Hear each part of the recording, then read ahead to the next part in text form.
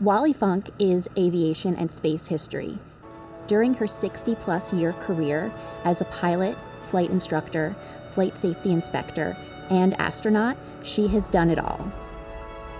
Starting as a student in Stevens College and later at Oklahoma State University, she was a top flyer in her flight programs. She later went on to be a flight instructor, and then in that capacity, she worked with over 700 students.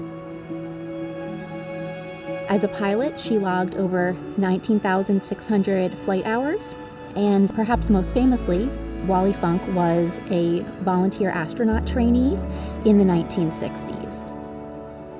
The Loveless Women in Space program was an experimental test program to see if women could perform as well as men in the astronaut physical tests that were given to the Mercury 7 astronauts. And the idea was, let's take these women and let's see how they perform. They gave them the exact same tests, and they did just as well as the men.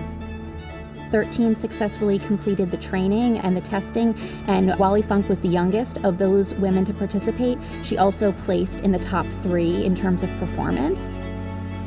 Wally, I wouldn't say she went after the first, but she was prepared always to be the first. She became the first FAA aircraft inspector, and she also became the first woman to be an investigator for the National Transportation Safety Board. And so those are two pretty big milestones that were very well limited to men for years and years.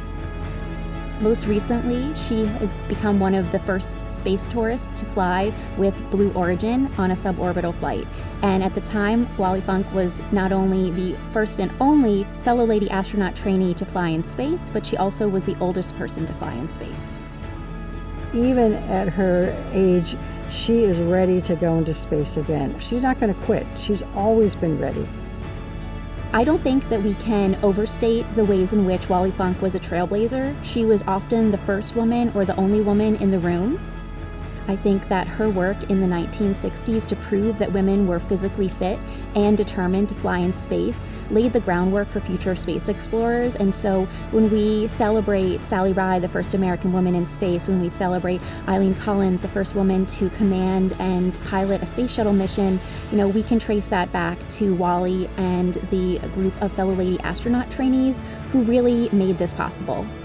Some of the spark of Wally Funk is all the variety of things that she's done in her life. You just never know where she's going to go next and what she's going to do, and that's what makes her such a fascinating person.